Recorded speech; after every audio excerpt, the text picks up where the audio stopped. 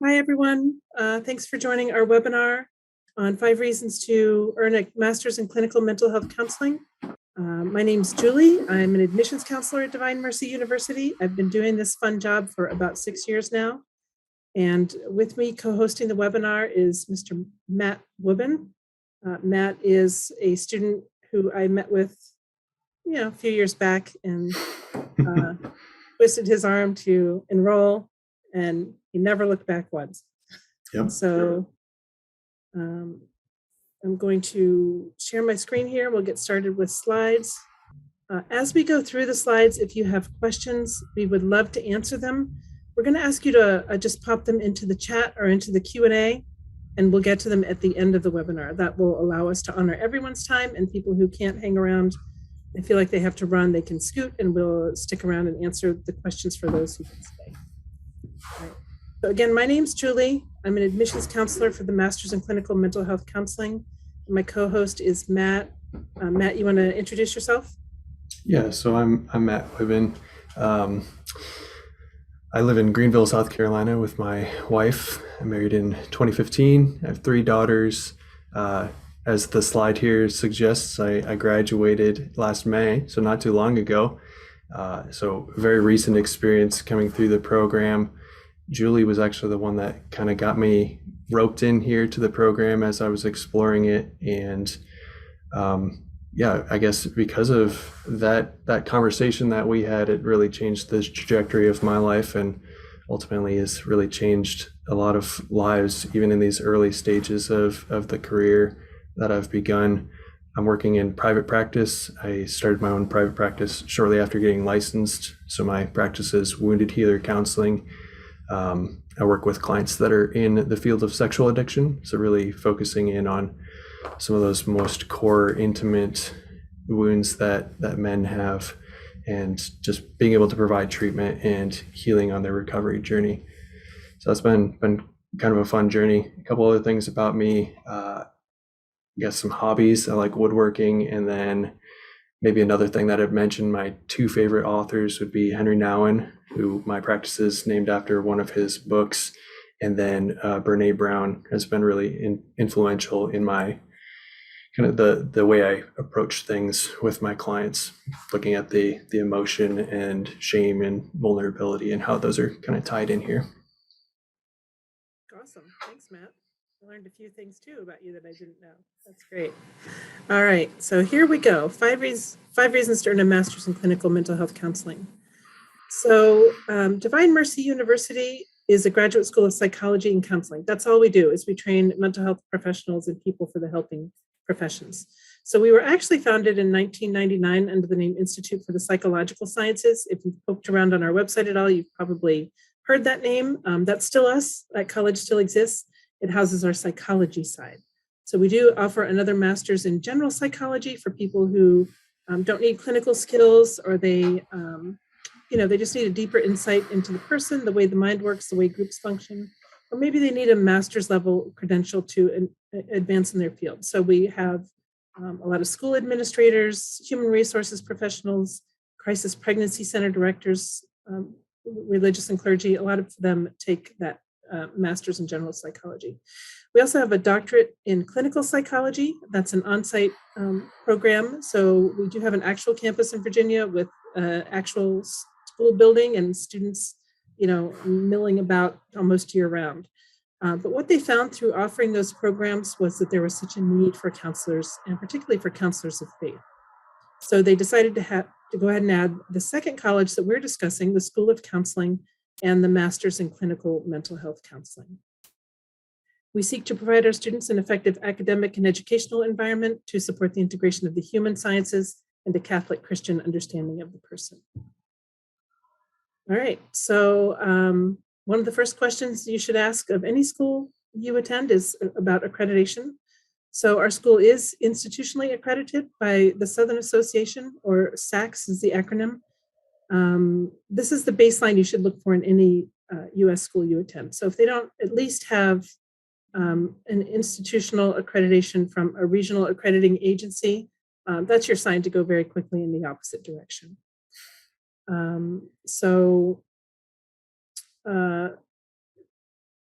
when you start talking about psychology and counseling, there are a couple of extra accreditations that can be earned. APA is kind of the big one of all of those. You see that badge down there. So our doctoral program did receive APA accreditation back in 2016.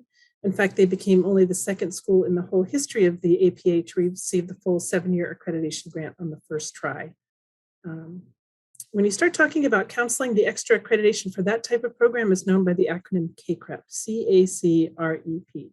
It stands for Council for Accreditation of Counseling and Related Educational Programs, CACREP. So that's something we're working towards. We've done everything we need to do to earn the accreditation. So we're probably right now about a year to 15 months from wrapping it up. We're just waiting on CACREP for their bureaucratic cogs to turn for them to schedule our on-site review and then hopefully award accreditation. If you haven't heard of this one yet, you're definitely going to. Just tell a few people you want to be a therapist, you'll hear about it. CACREP's a great thing to have. We're committed to earning it for our students, but the reality of it is that most states don't require it for licensing. So our degree is fine right now in 39 states. Once we wrap up the accreditation, the 10 states that do require it will come under our umbrella and our degree will be fine in 49 states. The one holdout's going to be Illinois, and that's because you have to go to school right now in state if you want to be licensed in Illinois. So if you don't have plans to move to Illinois anytime soon, hang on, we've got a lot to tell you. So I'm going to let Matt handle this slide. Is this one you wanted to do, Matt? Yeah. Makes this great? Take it away. Thank you. So I think one of the things that makes DMU particularly special is this Catholic Christian meta model of the person. And really, this was the thing that hooked me into getting involved in the program. I actually recently discovered I was tidying up my desk, this old copy of the PDF of the Catholic Christian meta model of the person back when it was just an outline. And this was given to me by a former student at DMU who passed away from COVID, Travis Schilling, during a focus conference. And upon receiving this, at the time I was kind of wondering what it was that I wanted to do with my life. And this tapped into something within me. The Catholic Christian meta model basically is a lens that we apply to analyze the world. And I think this really sets the stage for really beautiful, effective treatment as we meet with clients. And it's since been turned into a book, which is back here. It's nice and thick, but it really, I think sets the premise for how we begin to look at a client when we can see them as good people rather than as some problem that needs to be fixed. I think that really sets the tone. And this, like I said, it really hooked me and got me going. I think upon finishing reading this, I was in contact with Julie within maybe a day or two. So if you can get a copy of this, even the outline or the book, I think it would be a benefit to you, whether you decide to pursue this program or not. Thanks, Matt. Could you say a little bit maybe about how the model affects our view of the person and, Can you talk just a little more about that? Yeah, so I think it explores the way we look at a person as kind of that starting point. Really helps us to see what resources they have in their life. And one of the things the Catholic Christian meta model of the person has is looking at elements such as the virtues. What's the family dynamic? How does the vocation of work or the vocation of marriage, being single, being a member of the clergy, how does that impact the person in their current state? How does the element of sin and fallenness play into the current lived reality of that person? And with that holistic understanding, now we begin to see that within the person, there are things that maybe are disordered or slightly off, but then even within them lies the answers for the things that they're struggling with. There's strengths that are in there innately each of us is created good and beautiful by God. And I think that's a really fundamental piece of the Catholic Christian meta model, the person. I remember citing that particular piece so many times on my different papers. So I hope that answers your question there, Julie. Yeah, terrific. Thank you very much. All right, so if you have any questions about the model, again, feel free to pop them into the question and answer or the chat box, and we'll handle them once we get to the end of our webinar. So the first reason to earn a master's in clinical mental health counseling is you get to be a therapist. This degree does prepare you for licensure as a mental health professional. 100% of our students who attempt licensing have become licensed. So doesn't get much better than that. As you move through your studies, your professors will give you assignments that relate to licensure just to make sure that you understand the process and that you're headed in the right direction. So licensing happens actually after you graduate. And the way it works is you sit for an exam, sometimes two, that varies by state. And then once you pass those exams, you're then provisionally licensed. So when you're provisionally licensed, that means you have to work under supervision. So just like a doctor does a residency after medical school, it's similar for counselors in that, you'll still be working and being paid as a therapist, but someone will be talking over your cases with you, talking over your notes and things like that, just to be sure that all is well before they just turn you loose on the general public. Right, Matt? Mm-hmm. Yeah. And it's a huge support to have a supervisor there alongside you. I know during my internship and residency experience, that was really helpful because guess what? The first time you meet with a client, it's terrifying. I've learned about all these things, but I've never really met with a real life person. And so to have someone there that can walk that journey with you, and really the benefit is you get your supervisor that's on site with you, but then you also have supervisors from DMU. So it's almost like you've got this I use analogies like the Avengers sometimes in my counseling sessions. You're a superhero entering into the fight here, but then you've got these other superheroes behind you that can support you on this mission. And I really think that's one of the benefits here of having supervision. It's naturally kind of built into the process on the state side and then with the school here too. Nice. All right, thank you. So if you haven't looked into licensing at all, it's counseling.org is a great resource if you haven't found it yet. That's counseling.org. So they have a state-by-state knowledge center. You can just click on your state. They'll tell you contact information for your state licensing board. You can also learn which exams you have to take and how long you have to work under supervision. All right. So second reason to earn a master's in clinical mental health counseling. You want to talk about this one, Matt?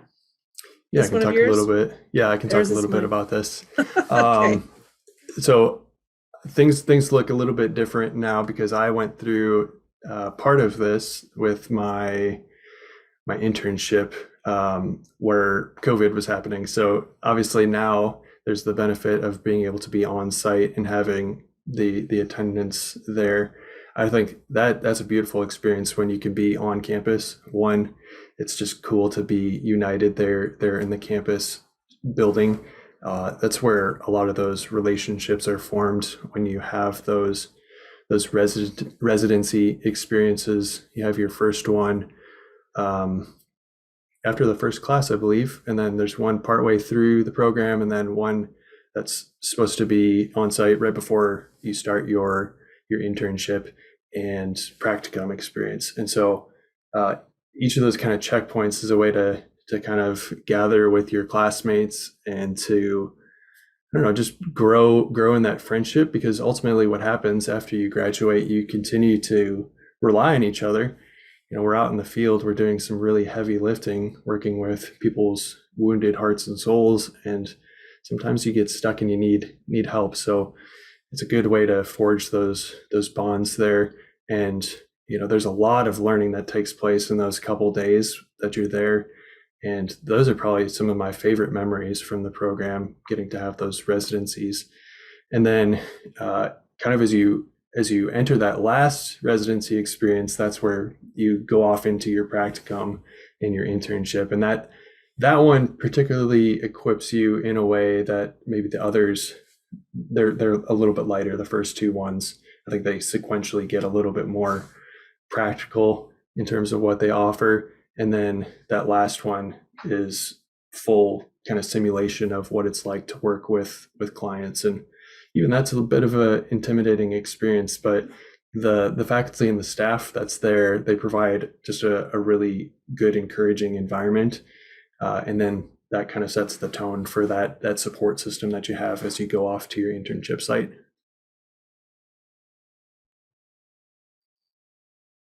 And then once you finish your third residency, you step into practicum and internship, and those are done in your own area based on the kind of counseling work you'd like to do. So our internship placement is 100%. You will get one, and we'll help you with it. Can you tell us a little bit about, what you were looking for when you chose your internship site, Matt, and how DMU helped you to kind of settle that? Yeah, it's kind of funny because I came into the program kind of with my own mindset of where I wanted to go, and God had a different direction, and COVID kind of played a part in that. But the kind of the process, and they're kind of talking about the placement for these sites very early on. I think it's during the second residency, if I remember. And so it gives you a lot of lead up time to kind of think about what is it that you want to maybe focus on when you get to that place. What are some of the local sites in your community that might be suitable for you to get that experience? And then you submit your list to the staff there at DMU, and they give you permission to go out and connect with them. Sometimes the match doesn't happen, and other times it requires you to continue to explore. And for me, that was helpful because I had in my mind that I really wanted to work with children. One of my heroes in this world is Fred Rogers, Mr. Rogers. His book's behind me, but I just love his philosophy and how he approaches the world. And so I was like, I want to work with kids. So finding a site that really fit that provided me with an opportunity to work with kids. And through that experience, I discovered that I would rather work somewhere else, not working with kids. But in that experience, walking alongside the staff at DMU, they gave me the tools to kind of explore that particular field, what it is that I wanted to eventually land on in terms of that specialty. And yeah, just I think the constant support throughout. You have your supervisor at DMU that's kind of walking with you. You've got the two different regions, the East and the West, and then there are also some faculty that kind of follow you in that journey as well as you're going through practicum and internship 1 and internship 2. Awesome, thank you. All right, we can talk more about practicum and internship towards the end if you have questions. Again, sorry to be repetitive, but just pop them into the chat and we'll get to them at the end. All right, so third reason to earn a master's in clinical mental health counseling is our faculty. So these are just a few of our faculty. Dr. Payne on the left there is our academic dean. He founded the School of Counseling. And then we have various others. Dr. Keys and Dr. Sharp to the next in line after Dr. Payne are our internship site directors. So Dr. Sharp handles everyone west of the Mississippi, and Dr. Keys handles everyone to the east of the Mississippi. All right, so Matt, did you have something you wanted to say about faculty? Yeah, I think the faculty is what maybe sets the school, above everyone else. I think the vast experience and the different diversity of experience, the diversity of background, really provides a refreshing spirit in the school. Some of the staff, they're not Catholic, some are Catholic, and it provides an opportunity to kind of explore the world, much like you would see in the counseling session itself. If you have this idea that you want to be a Catholic therapist, you're still going to end up seeing non-Catholics. And so it helps you to begin to kind of broach some of those conversations. And each of the professors that are on the screen here, there's so many more that we could list that are just wonderful people, but each of them provides their own background Dr. Gabriel, I believe he lives in the Philippines. So like his lived experience there, it really is a different world experience than what I have experienced in the United States. Dr. Keys, he works in the field of trauma. And so just a lot of different material, a lot of different perspectives that are being given here. Dr. Payne has worked with kids for so many years and just a wealth of information. And I think, yeah, so much support, so much diversity in the background that we have on the staff here. It's really cool. Thanks, Matt. All right. So fourth reason to earn a master's in clinical mental health counseling. Well, job. That's the reason people go into this. They want to give back. They want to support their families. They want a career that they can help people, with. So most people who graduate from the program intend to be licensed. That's what they do. They apply or they sit for their exams and then, work under supervision to be a counselor. A lot of people want to know, how much am I going to make? The answer is, I don't know. If you want to work in a homeless shelter, obviously you're going to earn a homeless shelter salary.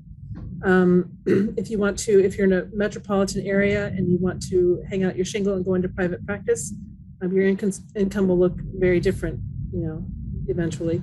So, your search engine is your friend. You can look and see, what it is for your area or your target area, and what you might hope to make there. Anything you want to say about this slide, Matt? Well, I remember researching this early on as I was kind of exploring, is DMU the school I want to go to or some other university? And at the time I was thinking about moving from one state to another. So maybe that ties into the licensure component here too. But I think, if there's any possibility of you moving to another state, keep that salary component in your mind, also with the credentialing, what that process looks like. There's a lot that's tied into it, but then it really gives you variety in terms of the different types of specialties that you can look at. Some of these make much more than others. Some of these give you, if you're looking at doing more school after this, some of these give you the experience that you need to go on and do more of that. Maybe it's just giving you a taste of something you're more interested in, that you go and do the more schooling. But yeah, I think really, really good just to, especially from the vocational standpoint, to see this and kind of know what you're getting yourself into. Yeah, absolutely. Look before you leap, please. Yes. All right. So fifth reason to earn a master's in clinical mental health counseling, it's super flexible. The lectures are pre-recorded, available 24/7 whenever it suits you to access the material. As you move through your studies, well, Matt, is this one of the slides you wanted to talk about? Yeah. So this slide is one of those that I felt was really important to talk about, because when I was first looking at applying to grad schools, I remember having a conversation with Julie, and one of my excuses that I offered was the fact that my wife was pregnant with my second child. And she quickly went past my excuse and said, well, you can watch the videos and do the reading while you're rocking a baby to sleep. And so I think the beauty of this particular setup here, where you've got the asynchronous and the synchronous, is that it does provide you the flexibility that your vocation requires. You can work around some of those different dynamics. A couple other examples that kind of fit with this. I was in the middle of taking classes while making a cross-country move, and being able to drive a full day and then sit down and do my schoolwork in the evening instead of having to be in a class. That was something that is unique to this experience. I couldn't have done that at another university. I was also working a full-time job planning an event for 17,000 people, trying to fit that scheduling into taking classes. DMU was the place that made that happen. Other universities, they might have something a little bit similar, but I think it's a real strength that DMU offers is having this dual synchronous and asynchronous approach. And I don't know, I think it's a special thing that they have here. So I just want to go on record saying I don't remember that baby line. I don't remember saying that to Matt, but I trust you. I probably did. So Well, it worked. did you rock babies and watch videos? At one point, yes, I did. That's great. I'm glad to hear that. All right, thank you.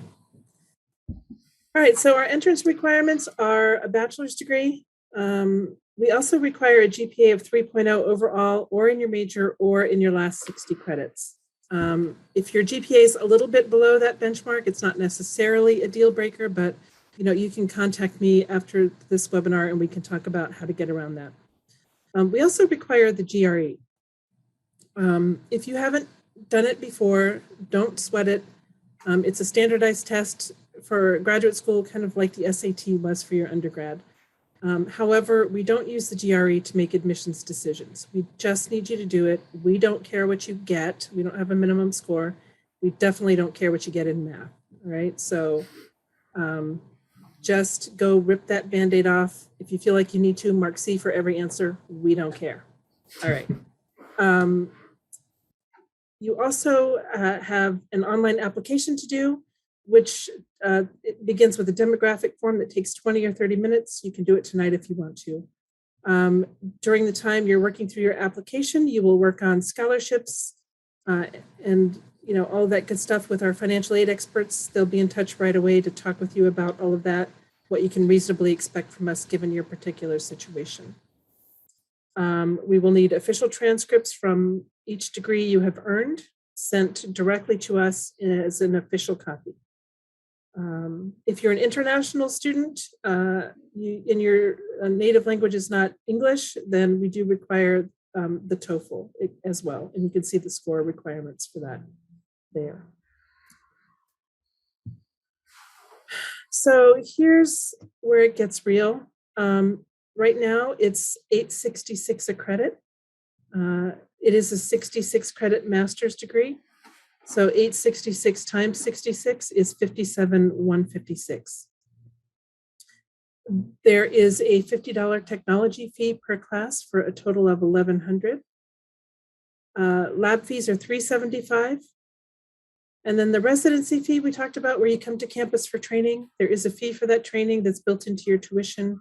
The breakdown, as you probably saw, is $1,500 per residency. That fee covers your training, but also your hotel and most of your meals while you're here. So it's kind of one-stop shopping. You just show up and we'll take care of the rest.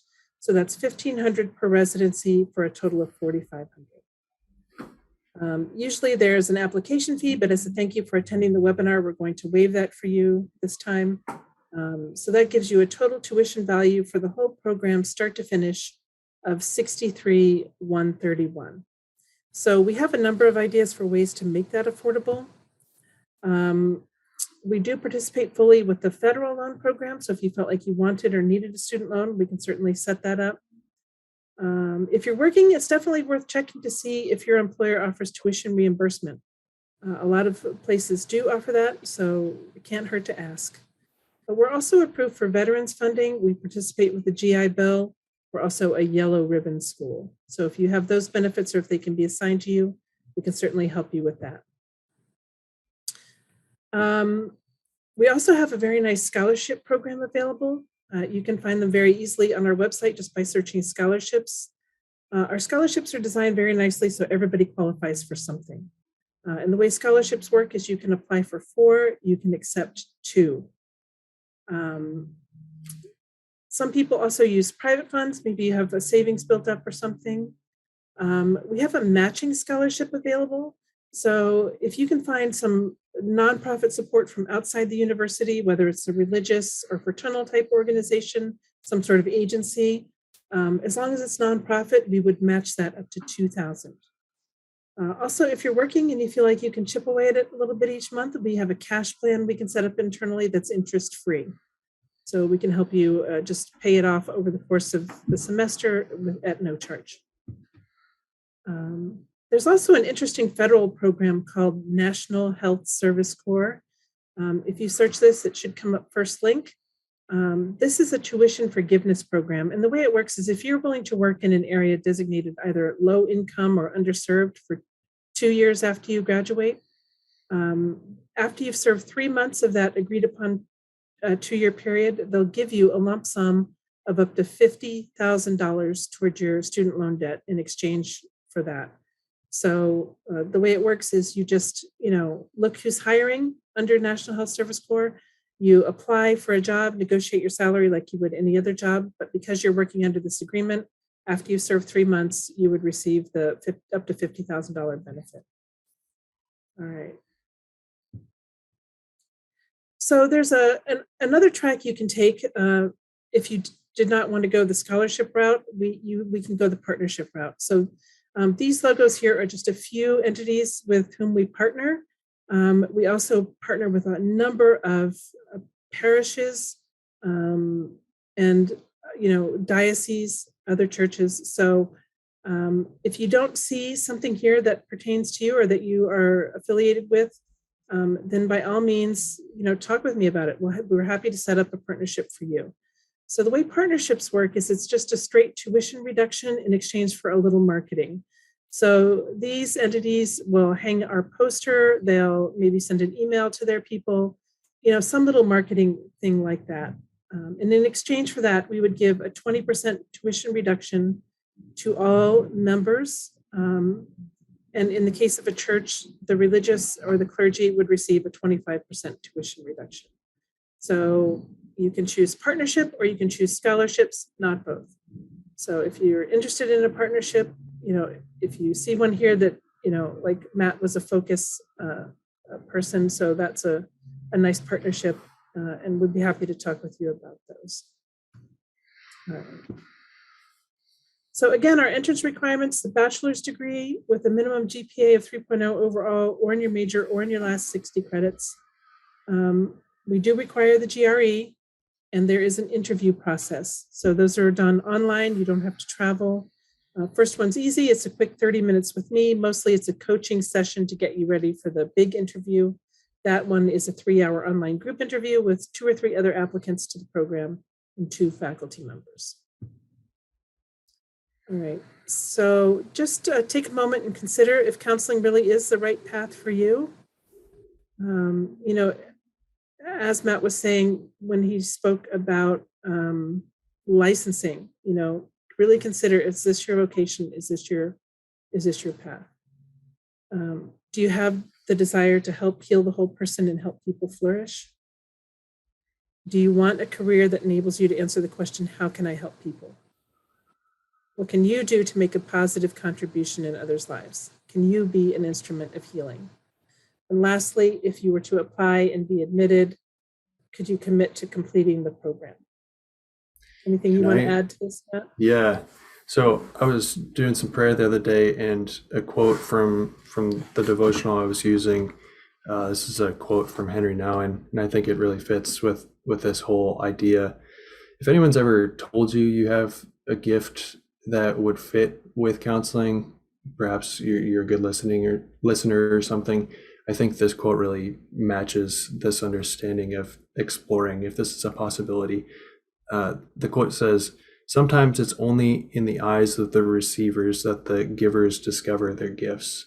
So for me, when I was, exploring the possibility of being a counselor, I broached the conversation with a number of coworkers and with my wife, and they were like, "You would be a great counselor." And for me, I didn't see the skills or the gifts that God had placed within me. So listen, be attentive to the other people that you have surrounding you. Sometimes they act as mirrors for us to be able to see the untapped potential that sits within us. I just think that's that connection that God has created us for, to help us build each other and to build the kingdom here. Yeah, thank you, Matt. That's a great point. I do look for that as an admissions counselor. I look for people to tell me, oh yeah, everyone says I'd make a great counselor. That's one of my first signs that we've got someone who would be a good fit. Yeah. Thank you. All right. So So the admissions process is pretty straightforward. Step one is just the online demographic form. As I mentioned, it just takes 20 or 30 minutes. You can do it tonight if you want to. Once we have the first part of your application, our financial aid experts will be in touch to start talking with you about scholarships. I'll be in touch to talk about next steps as far as essays, resume, transcripts, and all that good stuff. Once we have your documents and your financial aid work is done, we'll set you up for your interviews and then hopefully admission. First day of school is May 25th, about 2 weeks to the application deadline. It's plenty of time. I'd love to help you complete the application. So that's the end of our presentation. I want to thank you for attending.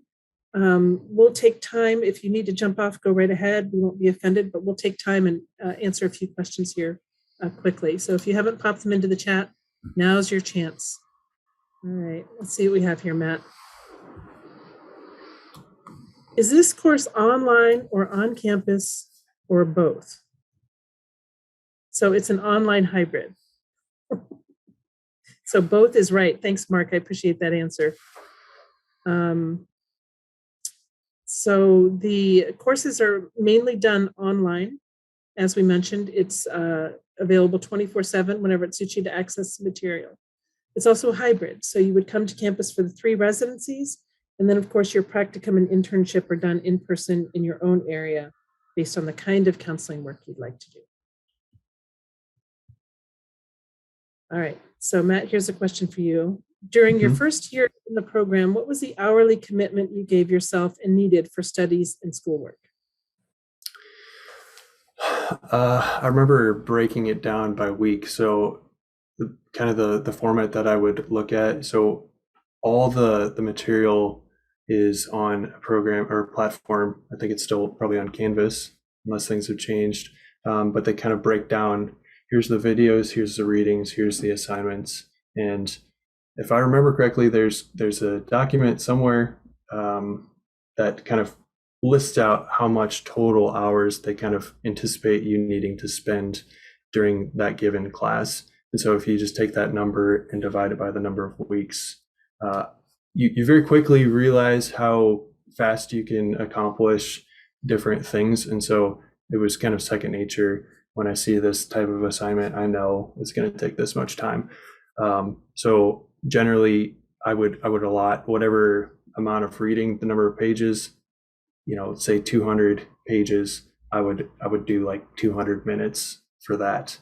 The videos, whatever the time frame for that, just plug that into my weekly planning. And then the assignments, I think discussion posts I spent like 90 minutes or something on those. And as you have different types of assignments, you'll kind of get a glimpse into the requirements for those and how much time that's going to require. And some of these assignments, you might, like the classes are 8 weeks, you might start working on them week 1, but it's not due until week 8. So you really have to be intentional. This is grad school, so it requires maybe a different structure than you had in undergrad, but that intentionality I think is really important. Looking at the syllabus, you have to have your syllabi for licensure, have those all collected, but in there it shows everything that's kind of expected of you for that course. And that helps you to plan accordingly for what you need. 18 to 20 hours a week for a part-time student and 36 to 40 hours a week for a full-time student.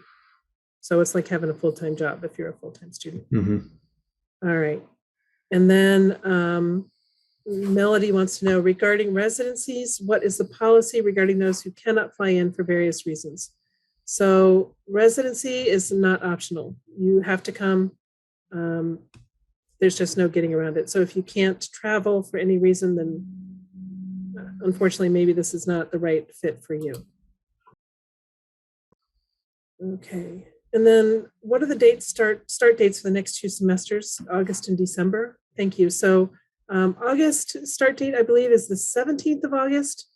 And the January cohort begins usually the first Wednesday in January. I think it's the 4th or 5th next year. I haven't looked that far ahead, but our academic calendar is live on our website. You can check that out anytime. Just search for the calendar. All right, so I think those are the end of our questions. Thank you again for attending, and thank you, Matt, for your time. Excellent job. Thanks for having me. If you're interested in talking with me further, you can call me or text me at that number. You can email me anytime. And the code to waive the application fee is there, CCMMP 1999. Please make a note of that. All right, thank you again, everyone, and I appreciate your attendance.